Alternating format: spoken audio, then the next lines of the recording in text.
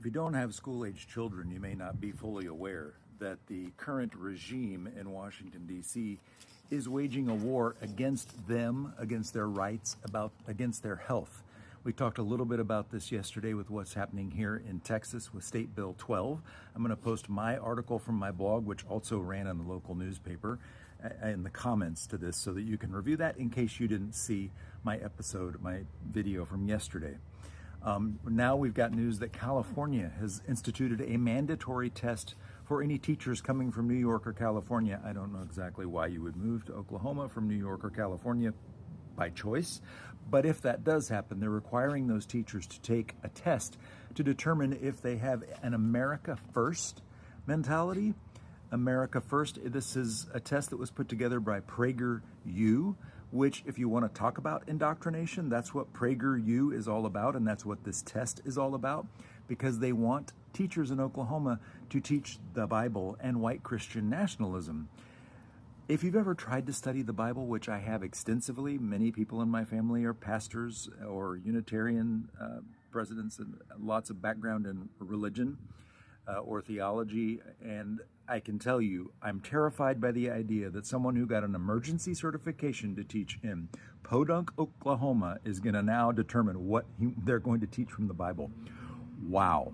I don't even want most preachers teaching about the Bible because many of them don't do it well. Meanwhile, it's Friday.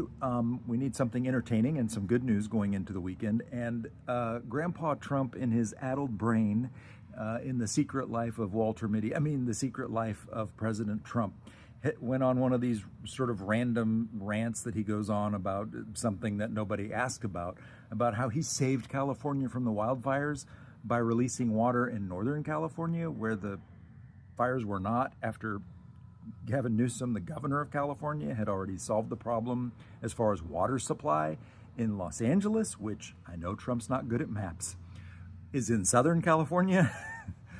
Anyway, in the meantime, Gavin, this is how you fight a bully, right? It's like Rocky Balboa. First, Rocky gets bloodied up, and then he comes back and he beats the snot out of whoever it was, Clubber Lang or Apollo Creed or whoever it was, the Russian, and you just keep putting them on the mat.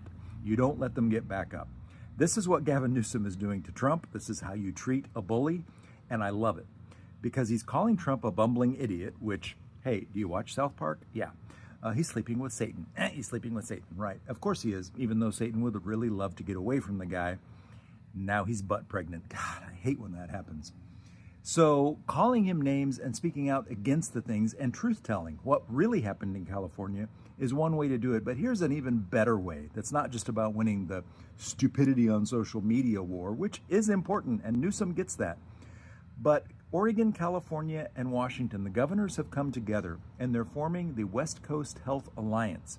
And they're going to take the money that would have normally been sent in federal taxes to Washington, D.C., since Washington, D.C., the Trump regime has decided that there's not going to be a functioning federal government doing things like health and human services.